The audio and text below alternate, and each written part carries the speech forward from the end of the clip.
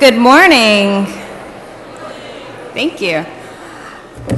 Well, welcome to our third lecture of the Great Idea Lecture Series. This one is on truth and beauty. And if you, like me, grew up loving the Harry Potter series, you're going to really enjoy today's speaker. His name is John Granger, and he is best known for explaining the artistry, meaning, and popularity of J.K. Rowling's Harry Potter novels. He's written numerous books on the subject, and these books have been used in many university classrooms all over the United States. And universities really enjoy these books because they explore and explain why we love these novels as well, in light of the artistry and meaning of these books. Mr. Granger is a graduate of Phillips Exeter Academy and the University of Chicago, and he's been a keynote and featured speaker at 9 academic and fan conferences. He's lectured at more than 25 major universities, giving classes and talks at places like Yale, Princeton, Baylor, Penn, Cornell, University of Chicago, and now we have him here at Carson-Newman. He has also not only just been speaking at universities, you've also may have seen his work in the New York Times and the Wall Street Journal. He's been on CNN, MSNBC, and you may have seen him in some of the extras on the DVD of The Order of the Phoenix. He also blogs at hogwartsprofessor.com and hosts the MuggleNet Academia podcast. And he's also... He also has his latest book, which is Harry Potter as Ring Composition and Ring Cycle. He lives in Oklahoma City with his wife and 7 children, and this morning he's going to share his thoughts on why reading matters and our quest for more truth and beauty in our lives. Please help me welcome Mr. John Granger. Good morning, Carson-Newman. Thank you for inviting me to share with you some thoughts about truth, beauty, and Harry Potter. And thank you for the hospitality I've enjoyed thus far. My parents moved when I was a junior in high school, and so I got to spend my senior year at a prep school in New Hampshire. And I thought of that year, easily the most difficult year of my life, which is to say I've had a very easy life, because at that school we had assembly 4 times a week, convocation or whatever, and the seniors all sat there. It was all mandatory, of course. And I don't remember a single talk except for one out of a year of outstanding programming. That talk was by an alumnus who at his 50th reunion was getting some sort of medallion from Phillips Exeter for services to the academy. And he chose... Usually I would sit with the seniors and read the Boston Globe sports section and be as rude as I could possibly be to the speaker to show that I was there against my will or whatever. That's my adolescent acting out or whatever. And I remember this talk, unlike all the other talks that were given, because it turns out 50 years previous, he had been a 1-year senior that had been dumped at Exeter for a year by his parents who had moved. And like me, he graduated without distinctions. I remember thinking, there's some hope for me, because he went on to the University of Michigan, as I recall, and did great things there and lived a full and rewarding life. And I thought, maybe there's some hope yet. I thought of that today because I realized there's almost not a single hope that any of you will remember this talk more than a few hours. Though I'm talking about something essential to the human condition, not Harry Potter so much as truth and beauty. And what could I possibly say that would engage you sufficiently, have you identify with what I'm saying as much as how I identify with that man? Wow, it's 35 years ago. I should tell you that my entire senior year, I didn't type a single paper. All the papers I handed in were handwritten. Back when dinosaurs walked the earth. I see all of you with your screens, the 3-inch windows and the thumbs and all these things, whatever. A different world. I'm going to talk about that. I have to doubt, given my experience, if you'll remember anything I say today, Plato reminds us that real learning is never compulsory, and I assume that you are our captive audience for the most part. I will try nonetheless to talk about truth and beauty without platitudes, with some relevance to your daily life, in the hope that at least one of you will remember this chapel meeting for more than a few hours. The most important book I've read this year is The Shallows, What the Internet is Doing to Our Brains, by Nicholas Carr. Probably the most important book I've read this century, and you may guess I read a lot. I recommend it, though I disagree with its major premise and some of his conclusions, because it addresses the most important event of postmodern life, the world that you know, the advent of the internet and other brain-altering intellectual technology. I grew up in the 60s and 70s, as you've already guessed, watching hours of television. The speaker that I remember from high school almost certainly grew up listening to the radio in the 20s and 30s for his entertainment and distraction. I thought at the time, in 79, that he and I lived in different eras. It turns out, of course, that we lived in the same pre-internet world, and we didn't know it yet. No matter how much time we spent with our primitive broadcast entertainments, we spent as much or more time with print media. Newspapers, magazines, books, superhero comics were my favorite. School texts shaped our minds and thinking much as they had, this kind of media had shaped all of Western minds since the Gutenberg press was invented. In The Shallows, Carr describes that kind of mid-20th century text thinking as Gutenberg brain. And he argues that our exposure to print media for hours every day as children and adults back then made us think differently and understand the world better and more profoundly than we do today with our internet-shaped brains. This may be hard for you to understand because I don't think many of you remember a time before there were smartphones, personal computers, and the like. It's much more relevant to the older people here that remember a text age and struggle now when we leave our email and our internet surfing to return to text. And we find it much more difficult because we find ourselves skimming rather than doing the slow mining that we were taught to do as younger people. To simplify Carr's important and challenging argument, he asserts that the brain reshapes itself, literally its neural pathways, according to how it acts and what it attends to. He draws on myriad studies of the last 30 years in the fields of neuroplasticity and cognitive psychology to make the case that the brain rewires itself rapidly and profoundly in conformity to its activity and focus. In brief, we choose what we watch and think about, but we become what we watch and think about, and we rebuild our brains to watch more of those same things. Forgive me for assuming that you've grown up with PCs, iPads, smartphones, and the like. It may be difficult, given the ubiquity of technology and your experience, to appreciate the change that these intellectual tools have made in our lives. Those of us who have grown up, as I said, with Gutenberg minds, do not struggle to understand what Carr is saying. We know, if we think about how we think at all, that after any time working on the internet, that it is much more difficult for us than it used to be to read printed material of any length or depth, reading that requires slow minding and sustained concentration, as Ruskin had it. Our brains, in brief, are as different in synapse, function, and relation from Gutenberg brain as that brain is from the brains and minds of pre-print cultures, and post-intellectual technology brains are from those without clocks, maps, writing, and other intellectual tools that have literally remade and reshaped both how we think and how we are able, consequently, to think.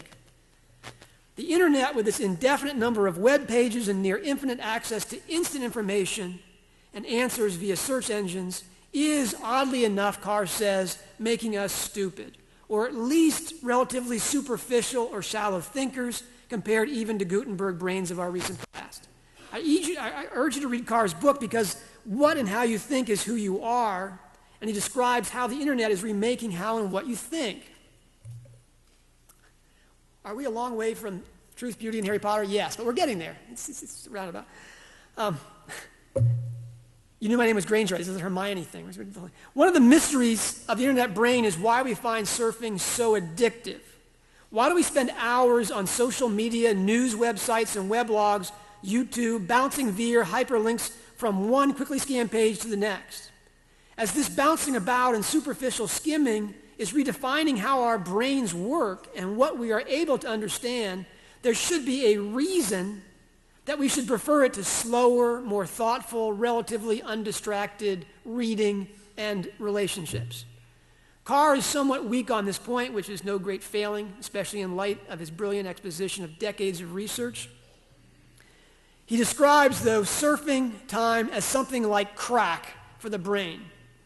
The instant gratification and satisfaction we get in our internet searches and from our social media contacts, like pornography and refined sugars, not to mention drugs, focus our brains, literally remaking neural pathways to get more of the same, faster, which leads to further reshaping until we are very different people than we were pre-addiction to surfing and email scanning. This, of course, only kicks back the question of why. Why do our brains find this information access and virtual contact with others so important and satisfying? To answer that question and to get to the subject of truth and beauty at last, we need to move to another subject area in the field of cognitive psychology, namely the one addressing the human need for story. We need to think of storytelling, we tend to think of storytelling as entertainment, that is, as the less serious side of life, the icing on the cake, if you will. Social scientists and psychologists, however, think of man as homo fictus, the storytelling animal, and have found that turning information from experience and sense perception into narrative is the cake of human life rather than the icing. It is what our brains do all the time. It is what we are evolved or designed to do. Our brain-mind synergy identities are the sum of the stories we tell ourselves and that we believe. As Jonathan Gottschall explains in his book, The Storytelling Animal, How Stories Make Us Human, story time is all the time. Not just the books we read, the movies we watch, sports we follow slavishly, and the television shows and advertisements that we turn into. It is our daydreams and our night dreams, our imaginative review of our past and our ideas of possible futures. Our lives are about discovering more stories and better stories and confirming these stories to the ones that we believe in already.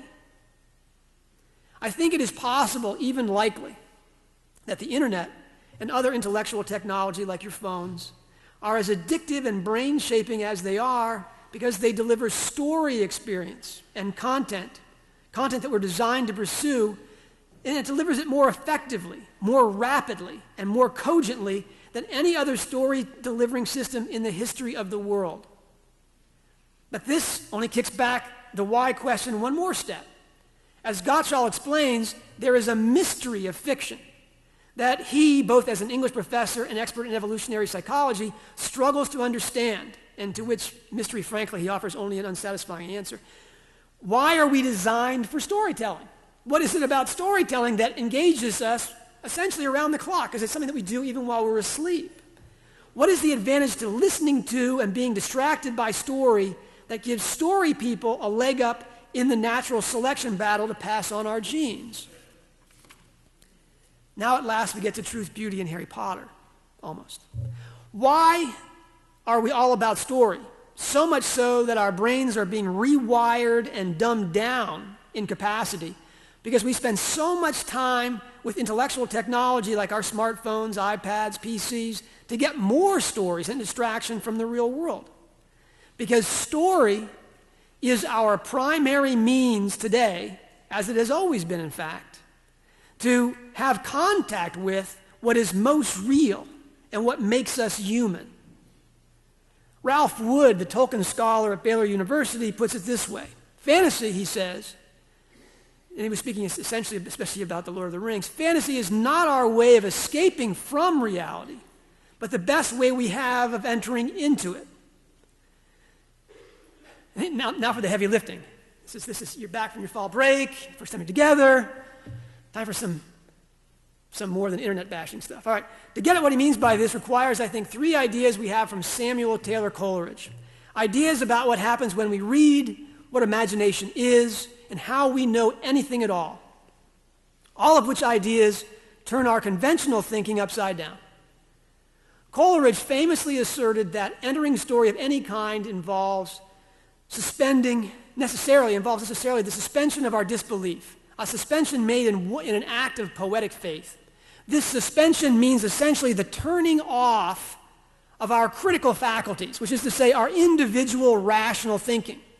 What is left when we enter into story, when those lights go out, the brain mind of our schooling, our upbringing, our accidental mental baggage, when all that goes out and we begin to watch the story as it plays across our imagination, is what Coleridge called the primary imagination, our cardiac as opposed to our cranial intelligence, this transpersonal human faculty that is not ours per se, but is shared by each one of us. Different cultures and thinkers call this faculty by different names. The ancients called it the nous, N-O-U-S, not like the thing around your neck.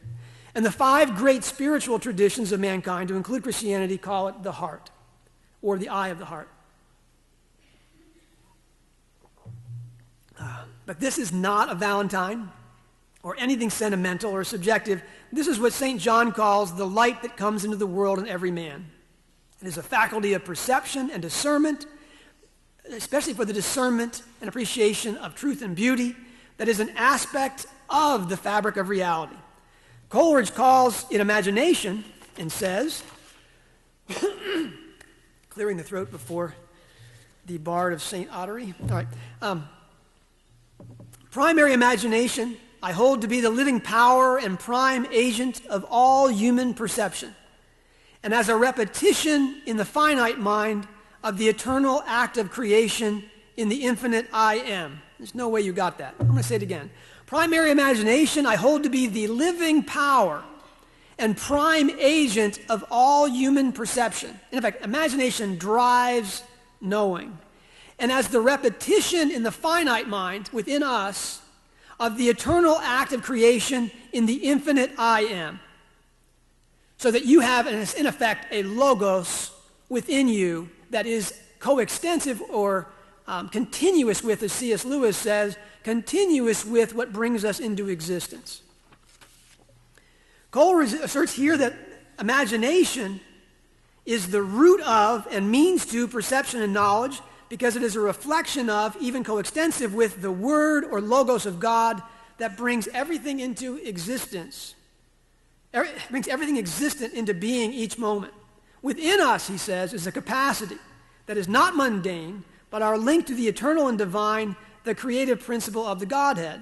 This is what he calls the living power and prime agent of understanding, because it's the means by which we know anything. Now, almost all of you think that we know things because of the cones and rods in our eyes or whatever, and this has something to do with the gray matter in your head, but even the materialist scientists will share with you their frustration that we do not know where knowledge exists anywhere in your mind. We know where certain events happen and where certain sensory perceptions are grouped inside your head, what parts of the brain do certain things, but we can't find the French inside your head.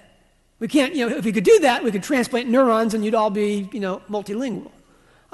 We don't know where that is. There isn't a materialist explanation of knowledge. Coleridge offers something different. He tells us that all knowledge, and this is rough, this is heavy lifting this early in the morning. I hope all of you had breakfast and got up into your exercise. All knowledge, according to Coleridge, is the coincidence of subject and object. Now, the only place in nature where there's a coincidence of subject and object is in a mirror. The only place where subject sees objects and there's a coinciding or an elision of the one and the other is in a mirror. It's also why, because of Coleridge, mirrors have such an important place in fantasy literature and English tradition. But this coincidence of subject and object, Coleridge says that's the foundation of all knowledge because you have this capacity within you, this logos within you. You can think of it as the ruling power, the basileia, the kingdom within you, whatever. This logos within you, which isn't you per se, but something that you share with all others, this faculty looks at anything created or ideas and sees its own reflection. The way that I know that you're a human being is because the logos within me looks at you and recognizes that logos, which is also your essence. The reasons that we're called to see each other as brothers and sisters is because we share a core essence. It's also the only reason that sacrificial love makes any sense, is that I can identify absolutely with my brother or sister in Christ, because this faculty, this logos, is that faculty which becomes Christ as a human being in Jesus of Nazareth. Way ahead of myself. The logos within us, in other words, perceives the logos within every created thing to include ideas and recognizes its reflection. Knowledge, then, is recognition of the Word, by the Word, of a different aspect of itself. This logos faculty, tied as it is to the beneath, the behind, and the within which of everything created, the creative word, is why Wood says that fantasy is not the way we escape reality, but enter into it. We are designed for story and are seduced by the story relations and virtual reality of the internet so profoundly because we are images of God precisely in this imaginative capacity within us. We are images of God in this capacity, images who long for greater experience in this faculty and seek it out in the stories we tell ourselves about the world and ourselves. Like I spent the last 10 years as a Potter professor. I mean, is that something? To be the Hogwarts professor, a Potter pundit? It's a weird resume, believe me. And I've spent almost all that time trying to answer one question. Why do we love the Harry Potter stories? Right? And there's a lot of bad answers to that question. These are good versus evil stories or whatever. There's a lot of good versus evil stories. I mean, why have these books sold better than anything not written by God or Chairman Mao? Chairman Mao had a lot of help in distribution too. These books are a mystery because they seem to come out of nowhere and they're popular everywhere. Of all stories ever told in print, it has engaged more minds more profoundly than any other. The best answer I have come up with is what I call the Iliadi thesis.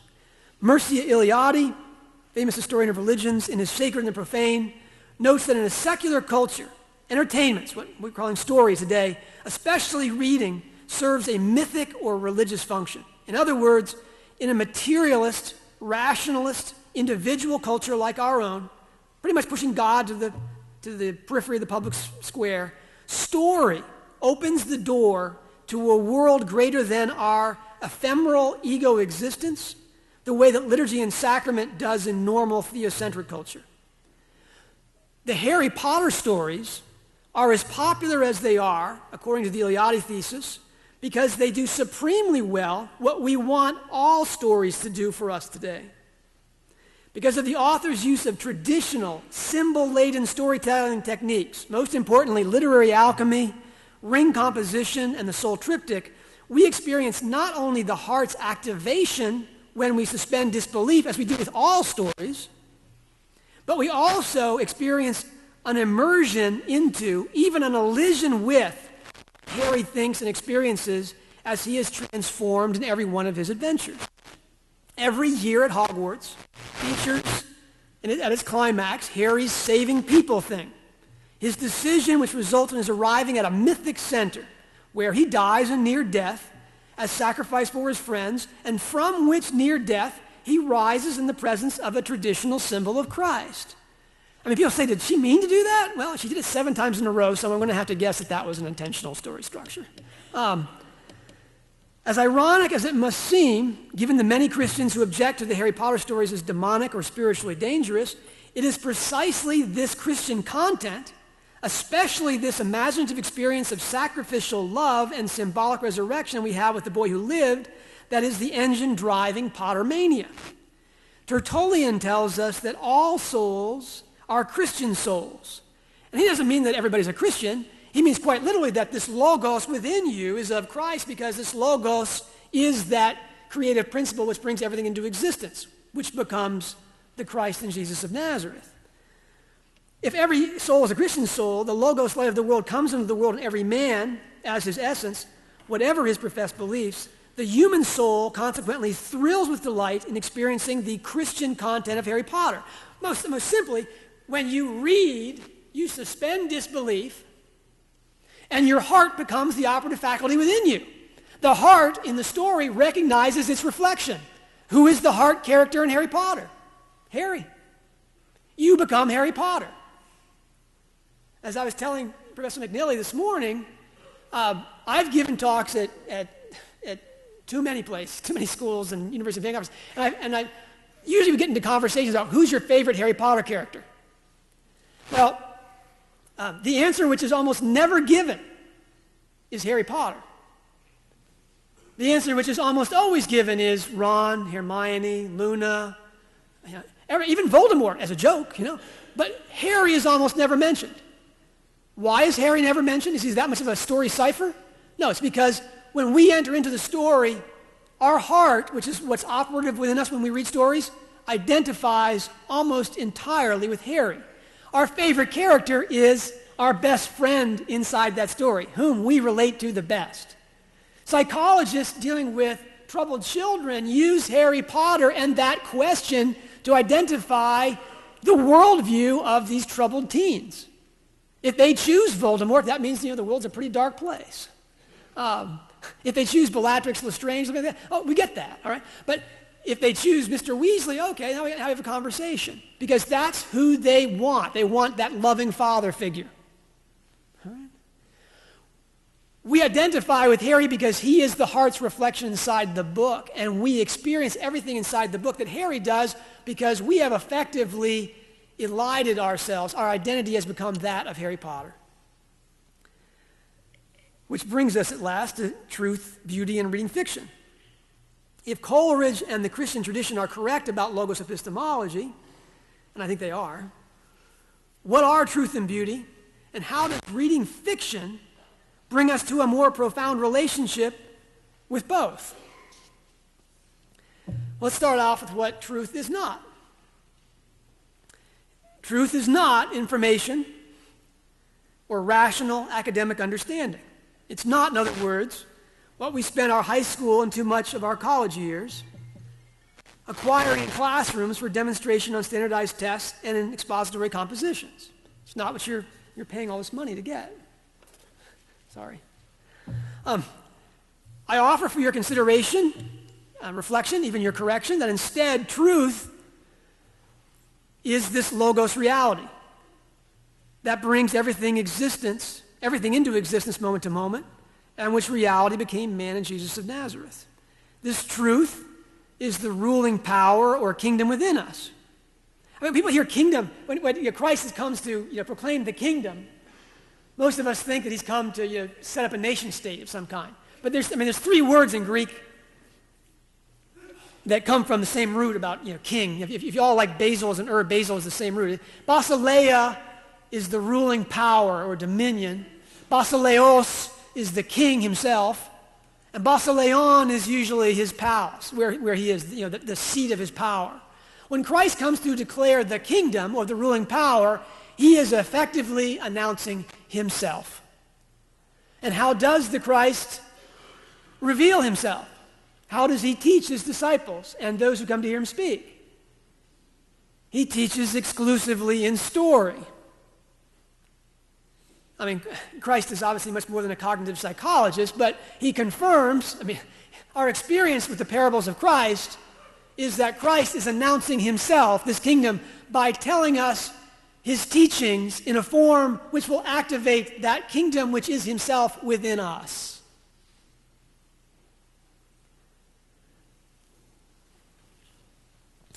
Way off where I started. Okay. This truth is the ruling power or kingdom within us by which we know anything in everything visible and invisible. Keats famously equates truth and beauty because what is beautiful is the revelation in our hearts of this metaphysical ground in the world as far as we know it. It is the splendor of the true. Beauty, the splendor of the true. The world we live in, however, dismisses cardiac, experiential, empirical truth and beauty as subjective knowledge. That because it is qualitative rather than quantifiably measurable is not as sure as the knowledge and elegance of the physical sciences. As pervasive as the false subject-object distinction is that we grew up with in our scientific culture, a culture that celebrates individualism rather than selflessness and love, celebrates rationalism more than noetic knowledge, and materialism above spiritual reality, this view about the chair as quantitative, as a quantitative fact, is nevertheless wrong-headed, even just untrue. A moment's reflection on the degree to which story or narrative consumes our waking and dreaming mental lives exposes the folly of the three defining errors of our age. Again, they are individualism, materialism, and rationalism. The active faculty in the human person, when telling or experiencing story, call it imagination with Coleridge, or the heart, this faculty is not individual, but transpersonal. C.S. Lewis calls it conscience. He calls it conscience to highlight, as the word's roots reveal, it's being a shared knowing, konskio, or in Greek, sunedo, literally a shared vision from this eye of the heart, through the eye of the heart in each one of us. This faculty, through which we recognize truth and beauty, is not rational either. Reason is not the highest human capacity, but a time-space, relatively mechanical shadow of the cosmic logic in our hearts. Lewis tells us that the universe is mental. It doesn't mean like when Ron Weasley says something is mental, he means it's off base, whatever. When C.S. Lewis says the universe is mental, he means that our logic is our participation in the cosmic logos. Cardiac perception, this heart's perception of truth and beauty, and becoming that truth and beauty is of a higher order of being than having it as something other, like rational comprehension. It's the difference between knowing and wisdom. Okay, knowledge is something that you have and you can be tested on. Wisdom is something that you have become and which people recognize in you. Wisdom is the end of education, the aim of education. And knowledge, one small means to it, but not even the most important means to it. Materialism, the idea that everything real is quantifiable mass or energy. That chair is only what I can measure of it. That idea itself is offered as an assertion of truth. And like truth, beauty, and our capacity for knowledge, this assertion, though undeniably real, is not quantifiable mass or energy. I mean, you see the internal contradiction of saying, the only things that are real are quantities of mass and energy? You've offered that as a truth statement, which statement is not quantifiable mass or energy. So obviously not everything is that, if it's real. It ties itself in its own knot. Materialist scientism is self-evidentially contradictory, even delusional. Experiencing story, then, makes us more human because it liberates the heart from the principal shackles on it of our age and exercises it in imaginative experience of truth and beauty, what is most real, even eternal, in our transient lives. But story is not a panacea. The logos that becomes man in Christ Jesus and which creates us each moment is, as Christos Ionaris explains in his many works, a principle of relationship. To be a human person, literally in Greek, prosopos, is facing. To be human means to be facing another person. You have no reality until you are in a relationship with a person, because this logos is that principle of relations. And to be correctly oriented as a human being means that you are loving because that is a harmonious relationship with that other person. All experiences within story, however, if they do activate the Logos mind in our hearts, do not make us better humans, more loving, more persons in relationship with Christ, less individual egos in flight from death. The stories of social media, the gossip of news, the violence of computer gaming, the tragedy of pornography and its destructive effect on the heart, almost all of the dissipating story that we experience in the cinema and at the computer are spiritually demeaning rather than edifying.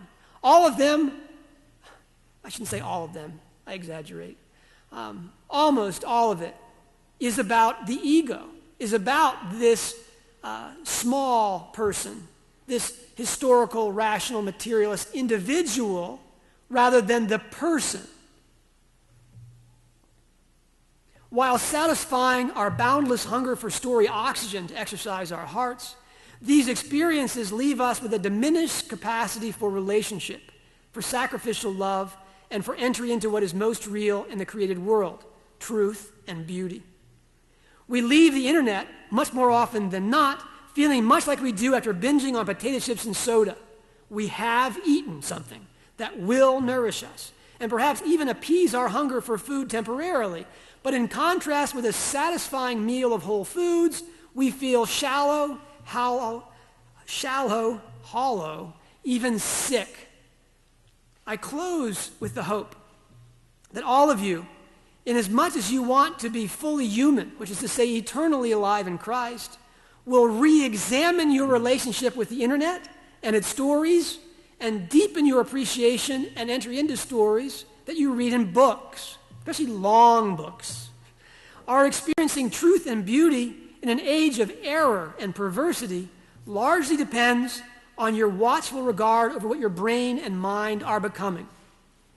And I hope, too, that one of you at least will remember this talk as more than the rantings of an old man, a Potter pundit, who thought the internet was, like all tools, only as good as its right use and as dangerous as it invites misuse and abuse. Thank you for your attention this morning in advance for writing me with your comments and correction at john@hogwartsprofessor.com via the internet.